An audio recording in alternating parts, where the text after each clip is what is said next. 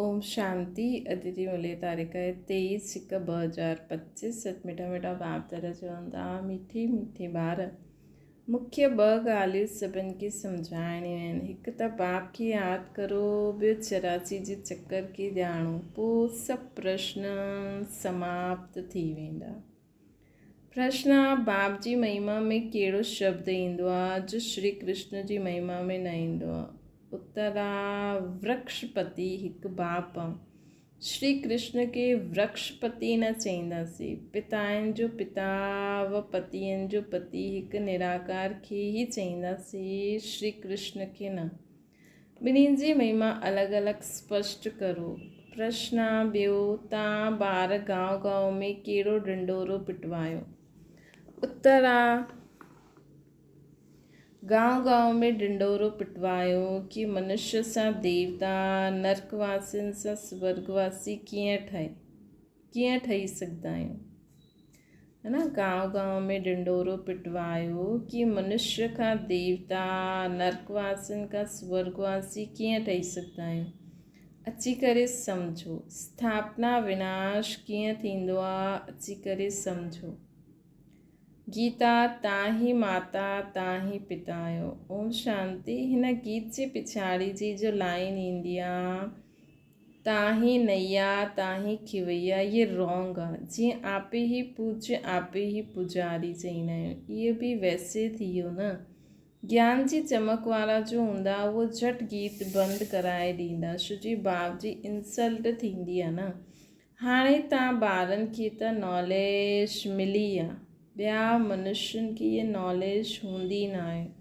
तव्हांखे बि हाणे ई मिलंदी इहा नॉलेज, पोइ कॾहिं थींदी न आहे। गीता जे भॻवान जी नॉलेज पुरुषोत्तम ठहिण जी मिलंदी आहे, एतिरो सम्झंदा आहिनि। गीता जे भॻवान जी नॉलेज पुरुषोत्तम ठहिण जी मिलंदी आहे, एतिरो सम्झंदा आहिनि, परंतु कॾहिं मिलंदी आहे, कीअं मिलंदी आहे, इहे भुलिजी विया आहिनि। गीता आहे ई धर्म स्थापना जो शास्त्र, ॿियो कोई शास्त्र धर्म स्थापना अर्थ न थींदा आहिनि, छो जो उन्हनि जा धर्म त धर्म स्थापन थियण खां पोइ ठाहींदा आहिनि। शास्त्र अक्षर बि भारत में ई कमु ईंदो आहे न। सर्वशास्त्रमयी शिरोमणि आहे ई गीता। बाक़ी उहे सभु धर्म त पुठियां अचण वारा आहिनि, उन्हनि खे शिरोमणि न चईंदासीं। ॿार ॼाणंदा आहिनि वृक्षपति हिकु बाप ई आहे, उहो असांजो बाप आहे, पति बि आहे, त सभिनि जो पिता बि आहे। उन्हनि खे पतियुनि जो पति, पिताउनि जो पिता चईंदा आहियूं न। इहा महिमा हिकु निराकार जी ई ॻाल्हि आहे। श्री कृष्ण जी ऐं निराकार बाप जी महिमा जी भेट कबी आहे न। श्री कृष्ण त आहे ई नई दुनिया जो प्रिंस, उहो पोइ पुराणी दुनिया में संगम युग ते राजयोग कीअं सेखारींदा। हाणे ॿार सम्झंदा आहिनि असांखे भॻवानु पढ़ाइनि था, है न। असांखे भॻवानु पढ़ाइनि था, तव्हां पढ़ी करे इहे देवी देवता ठहींदा आहियो न, पुठियां पोइ इहो ज्ञान हलंदो न आहे, प्रायलोप थी वेंदो आहे। बाक़ी आटे में लूणु याने चित्र वञी करे रहंदा आहिनि, वास्तव में कोई चित्र यथार्थ त आहे न। पहिरियों बाप जो परिचय मिली वञे त तव्हां चईंदा इहे त भॻवानु सम्झाईंदा आहिनि, उहा त स्वतः ई ॿुधाईंदा, है न। पहिरियों बाप जो परिचय मिली वञे त तव्हां चईंदा इहे त भॻवानु सम्झाईंदा आहिनि, त उहो त स्वतः ई ॿुधाईंदा। तव्हां प्रश्न छा पुछंदव? पहिरियों बाप खे त ॼाणो। मतिलबु कोई अगरि कोई ॻाल्हि पुछे थो त चओ कि पहिरियों बाप खे ॼाणो, बाक़ी सभु तव्हांखे स्वतः ई सभु ॿुधाए छॾंदा बाबा। धीरे धीरे ज्ञान ॿुधण सां, जो बाबा ज्ञान में ॿुधायो अथई। बाप आत्माउनि खे चईंदा आहिनि मूंखे यादि करो, बसि ॿ ॻाल्हियूं यादि करे वठो। बाप चईंदा आहिनि मूंखे यादि करो, 84 जे चकर खे यादि करो, बसि इहे ॿ मुख्य ॻाल्हियूं ई सम्झाइणियूं आहिनि। बाप चईंदा आहिनि तव्हां पंहिंजे जन्मनि खे न ॼाणंदा आहियो। ब्राह्मण ॿारनि खे ई चईंदा आहिनि, ॿियो त कोई सम्झी बि न सघे। प्रदर्शनी में ॾिसो केतिरी भीड़ लॻी वेंदी आहे। सम्झंदा आहिनि एतिरा मनुष्य वेंदा त ज़रूरु कुझु ॾिसण जी चीज़ ईंदी आहे न। गुसी पईंदा आहिनि, हिक हिक खे वेही सम्झायो त मुख थकी वेंदो आहे। तॾहिं छा करिणो खपे? प्रदर्शनी मास भर हलंदी रहे त चई सघंदा आहिनि अॼु भीड़ आहे, कल्ह परीहं अचो। सो बि जंहिंखे पढ़ाई जी चाहना हूंदी अथवा मनुष्य खां देवता ठहिणु चाहींदा, उनखे सम्झाइणो आहे। हिकु हीअ लक्ष्मी नारायण जो चित्र अथवा बैच ॾिखलाइणो खपे। बाप द्वारा इहे विष्णुपुरी जो मालिक ठही सघंदा आहियो। हाणे भीड़ आहे, सेंटर ते अचिजो। एड्रेस त लिखियलु आहे न, बाक़ी ईअं ई चई ॾींदा आहिनि इहे स्वर्ग आहे, इहे नरक आहे, हिन सां मनुष्य छा सम्झंदा? टाइम वेस्ट थी वेंदो आहे। इहे त पहचाने बि न सघंदा इहे वॾा आदमी आहिनि, साहूकार आहिनि या ग़रीब आहिनि।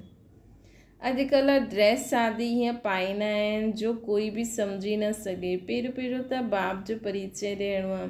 बाप स्वर्ग जी स्थापना करण वारा आहिनि। हाणे इहे ठहिणो आहे। एम ऑब्जेक्ट खड़ी आहे न। बाप चईंदा आहिनि उच ते उच मां आहियां, मूंखे यादि करो। उहो वशीकरण मंत्र, इहे वशीकरण मंत्र आहे।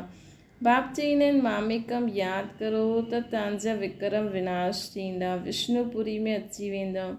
एतिरो त ज़रूरु सम्झाइणो खपे न। 8-10 रोज़ प्रदर्शनी खे रखिणो खपे। तव्हां गांव में ढिंडोरो पिटवायो कि मनुष्य खां देवता, नरकवासी खां स्वर्गवासी कीअं ठही सघंदा आहियूं, अची करे सम्झो। स्थापना विनाश कीअं थींदो आहे, अची करे सम्झो। युक्तियूं ॿुधाईंदा आहिनि न। त बाबा खे चवनि था तव्हां गांव में ढिंडोरो पिटवायो कि मनुष्य खां देवता, नरकवासी खां स्वर्गवासी कीअं ठही सघंदा आहियूं, अची करे सम्झो। स्थापना विनाश कीअं थींदो आहे, अची करे सम्झो। युक्तियूं ॾाढियूं आहिनि। तव्हां ॿार ॼाणंदा आहियो सतयुग ऐं कलयुग में राति ॾींहं जो फ़र्क़ु आहे।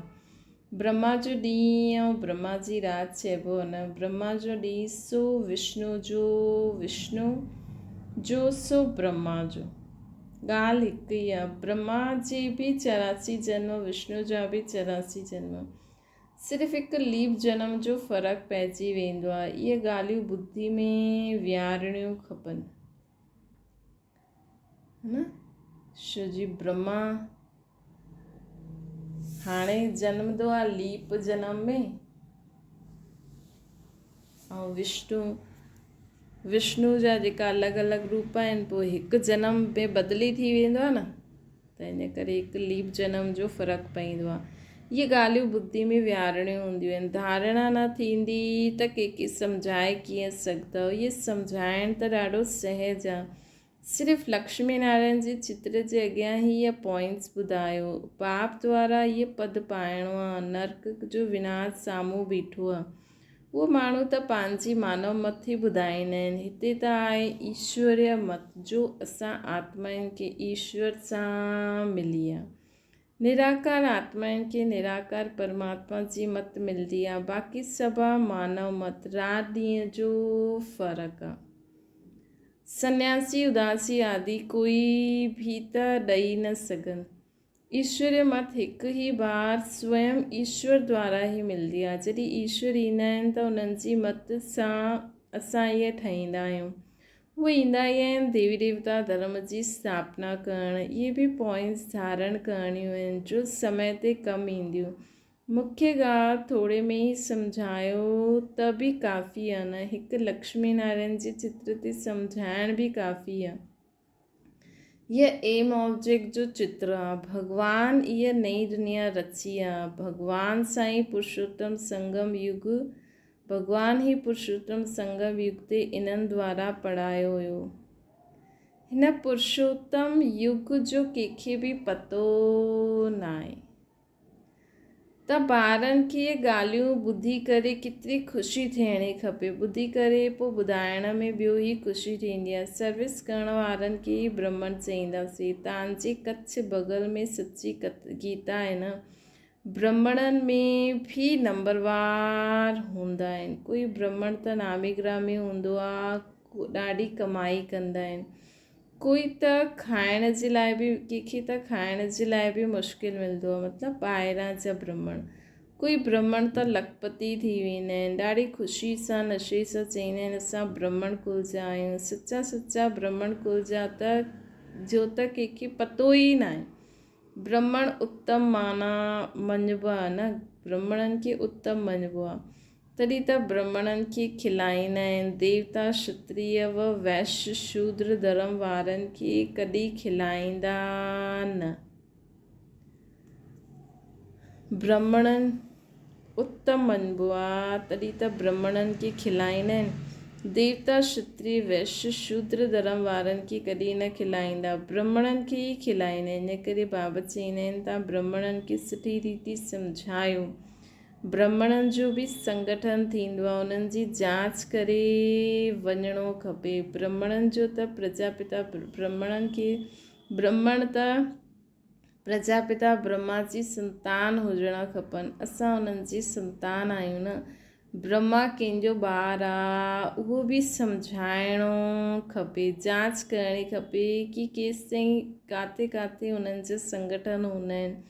तव्हां ॾाढनि जो कल्याण करे सघंदा आहियो। वानप्रस्थी स्त्रियुनि जी बि सभाऊं थींदियूं आहिनि। बाबा खे कोई समाचार थोरी ॾींदा आहिनि असां काॾे वियासीं, सॼो जंगल भरियलु आहे, तव्हां हिते वञो, जाते वञो शिकार करे ईंदव। दुनिया में वॾो जंगल आहे, जाते वेंदव उते शिकार करे ईंदव। प्रजा ठाहे करे ईंदव, राजा बि ठाहे सघंदा आहियो। सर्विस त ढेर आहे, मतिलबु जाते वञो उते कोई न कोई असांखे शिकार, मतिलबु आत्माउनि खे बाबा जो परिचय ॾेई बाबा जो ठाहे करे अची सघंदा आहियूं। सर्विस त ढेर आहे। शाम जो 5 बजे छुटी मिलंदी आहे, लिस्ट में नोट करे वञिणो खपे, अॼु हिते वञिणो आहे। बाबा युक्तियूं त ॾाढा ॿुधाईंदा आहिनि। बाबा ॿारनि सां ई ॻाल्हियूं कंदा आहिनि। ये पक्को निश्चय खपे कि मां आत्मा आहियां। बाबा परमात्मा असांखे ॿुधाईंदा आहिनि। धारण असांखे करिणो आहे। जीअं शास्त्र अध्ययन कंदा आहिनि त पोइ संस्कार खणी वेंदा आहिनि, त ॿिए जन्म में बि उहे संस्कार इमर्ज थी वेंदा आहिनि। चइबो आहे न संस्कार खणी आयो आहे, त ॾाढा शास्त्र पढ़ंदा आहिनि जो उन्हनि खे अथॉरिटी चइबो आहे। उहो पंहिंजे खे ऑलमाइटी न सम्झंदा आहिनि। इहे खेल आहे जो बाप ई सम्झाईंदा आहिनि, नई ॻाल्हि न आहे। ड्रामो ठहियलु आहे त सम्झणो आहे, सम्झण जो आहे। मनुष्य इहे न सम्झंदा आहिनि कि पुराणी दुनिया आहे। बाप चवंदा आहिनि मां अची वियो आहियां। महाभारत लड़ाई साम्हूं बीठी आहे। मनुष्य अज्ञान अंधेरे में सुम्ही पिया आहिनि। अज्ञान भक्ति खे चइबो आहे। ज्ञान जो सागर त हिकु बाप ई आहे। अज्ञान भक्ति खे चइबो आहे, ज्ञान जो सागर त हिकु बाप ई आहे। जो ॾाढा भक्ति कंदा आहिनि न, उहो भक्ति जा सागर आहिनि। भक्तमाला बि आहे, है न। भक्तमाला जे नाम इकट्ठा करणा खपनि। भक्तमाला द्वापर खां कलयुग ताईं थींदी आहे, भक्तनि जी माला। ॿारनि खे सॼो ॾींहुं ख़ुशी रहणी खपे। ॾिसो बाबा कहिड़ी सारी सर्विस जी पॉइंट ॿुधायूं। ब्राह्मणनि जो संगठन ऐं स्त्रियुनि जो संगठन। बाबा चई न कि वानप्रस्थ स्त्रियूं जो मतिलबु बुढ़ापे जी स्टेज वारी 60 वर्ष जी, उन्हनि जो बि संगठन हूंदो आहे। जाते ताते ॾिसो असां शिकार करे अची सघंदा आहियूं, है न। त बाबा चवंदा ईअं सॼो ॾींहुं असांखे कोई न, हाणे बाबा चवंदा भक्तनि जी, भक्त बि कोई कटर अहिड़ा भक्त हूंदा आहिनि, त उन्हनि जे लाइ बि असां भले वञी न सघंदा आहियो त सकाश ॾियो कि सभी ब्राह्मणनि खे बाबा जो परिचय मिले थो। कलयुगी ब्राह्मण, सभी वानप्रस्थ माताउनि खे बाबा जो परिचय मिले थो। हज़ारुनि जी संख्या। बाबा चवनि था भक्त माला जे नाम इकट्ठा करणा खपनि। भक्त माला द्वापर खां कलयुग ताईं ठहींदी आहे। जीअं मीरा आहे, है न। ॿारनि खे ॾाढी हीअं हिन समय कहिड़ा सुठा सुठा भक्त आहिनि। ॿारनि खे ॾाढी ख़ुशी रहणी खपे। ॾाढी ख़ुशी हुननि खे थींदी जो सॼो ॾींहुं सर्विस कंदा रहंदा, है न। चाहे ब्राह्मण परिवार वारनि खे सहयोग ॾियो, चाहे भक्तनि खे मदद दान ॾियो, चाहे अलॻि अलॻि धर्म वारनि जी मदद करो, उन्हनि खे बाबा जो परिचय ॾियो, चाहे मत पंथ वारनि खे बाबा जो परिचय ॾियो, चाहे प्रकृति जी सेवा करो। प्रकृति जहिड़ी सूर्य खे पूॼंदा आहिनि सुबुह सुबुह जो, त सूर्य द्वारा सभिनि खे लाइट माइट ॾियो बाबा खे यादि करे कि जो बि सूर्य खे पाणी थो चढ़ाए उनखे यथार्थ परिचय मिली वञे कि असली ज्ञान सूर्य केरु आहे। ईअं करे सॼो ॾींहुं सर्विस में असां बिज़ी रही सघंदा आहियूं। त बाबा सम्झायो माला त ॾाढी लंबी हूंदी आहे, हज़ारनि जी संख्या हूंदी आहे, जेके कोई काथां खां खींचंदो आहे। कुझु त हूंदो न त एतिरी वॾी माला ठाही आहे। मुख सां राम राम चईंदा रहंदा आहिनि। इहे बि पुछिणो खपे कि कंहिंखे राम राम यादि कंदा आहियो। तव्हां किथे बि सत्संग आदि में वञी करे मिक्स थी वेही सघंदा आहियो। हनुमान जो मिसाल आहे न, जिते सत्संग थींदो हुयो उते जूतनि में वञी करे वेही रहंदो हुयो। तव्हांखे बि जांच करणी खपे। तव्हां ॾाढी सर्विस करे सघंदा आहियो। सर्विस में सफलता तॾहिं थींदी जॾहिं ज्ञान जी पॉइंट्स बुद्धि में हूंदी, ज्ञान में मस्तु हूंदा। सर्विस जी अनेक युक्तियूं आहिनि। रामायण भागवत आदि बि ॾाढा ठाहींदा आहिनि, जंहिंसां तव्हां दृष्टि ॾेई सघंदा आहियो।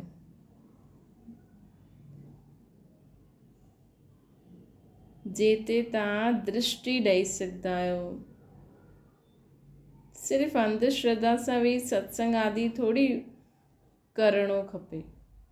मतिलबु ईअं चइणो खपे, उन्हनि खे चइणो खपे चओ असां तव्हांजो कल्याण करणु चाहींदा आहियूं, है न। हाणे ॾिसो एॾो राम जी खे पूॼनि था, राम जी जा त चओ भई तव्हां एॾो राम जी खे पूॼो था, लेकिन राम जी छा कई उहो बि त कर्मनि में लाहिणो खपे न।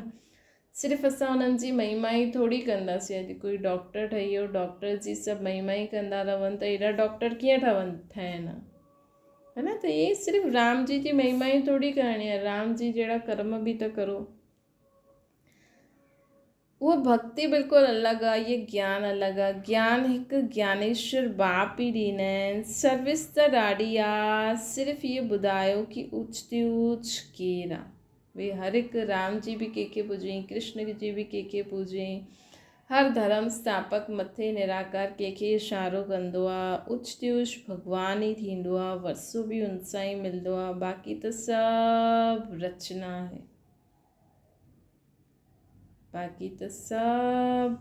आहे।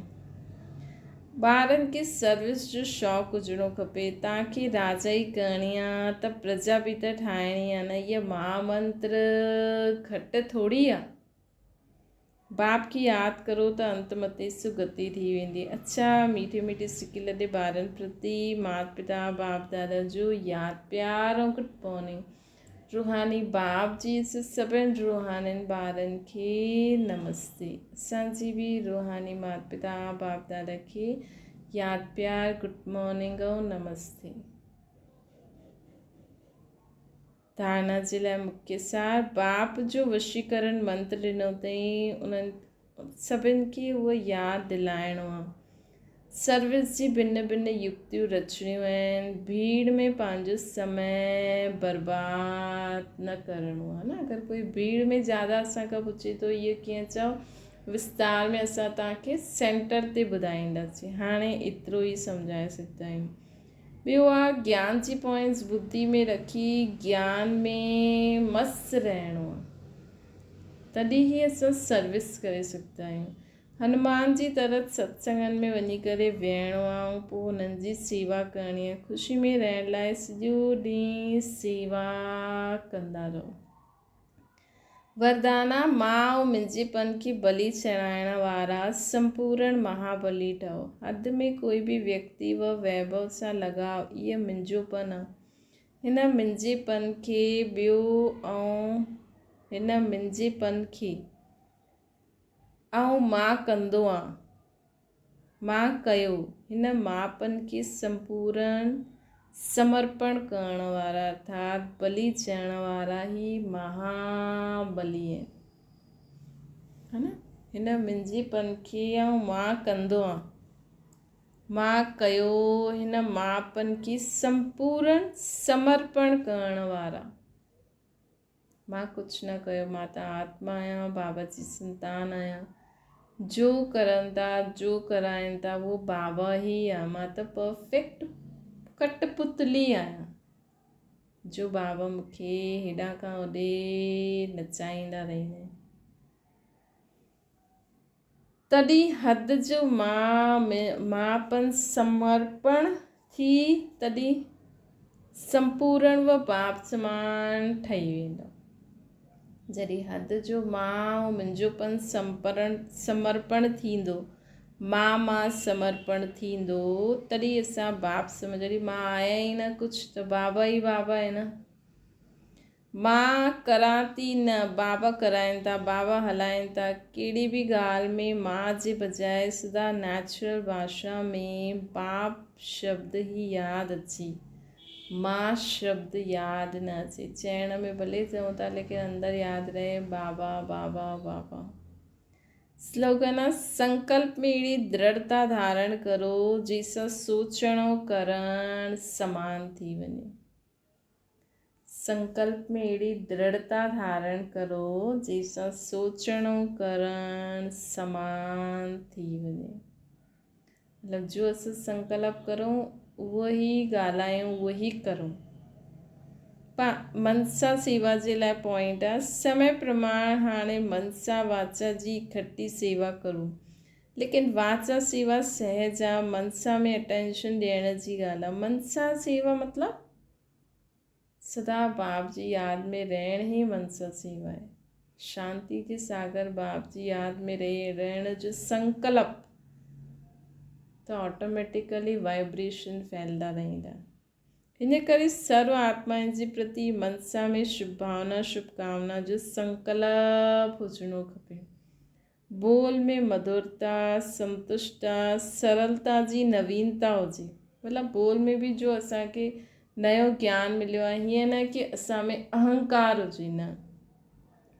बोल में मधुरता, संतुष्टता, सरलता जी नवीनता हुजे त सहज सफलता मिलंदी रहंदी। मनसा में सर्व जे प्रति शुभ भावना शुभकामना कि सभिनि खे इहा बाबा जो ज्ञान जे पॉइंट्स पहुचनि था। असां ॿुधायूं भले 10-20 खे था, लेकिन हीअं संकल्प हुजे सभिनि वटि पहुचनि था। सभिनि जी बुद्धि संस्कार सभु परिवर्तन था थींदा वञनि बाबा जी हिन ज्ञान जी पॉइंट्स सां। बोल में मधुरता, संतुष्टता, सरलता जी नवीनता हुजे तॾहिं सफलता मिलंदी रहंदी। अच्छा, ओम शांति। बाबा खे यादि करो।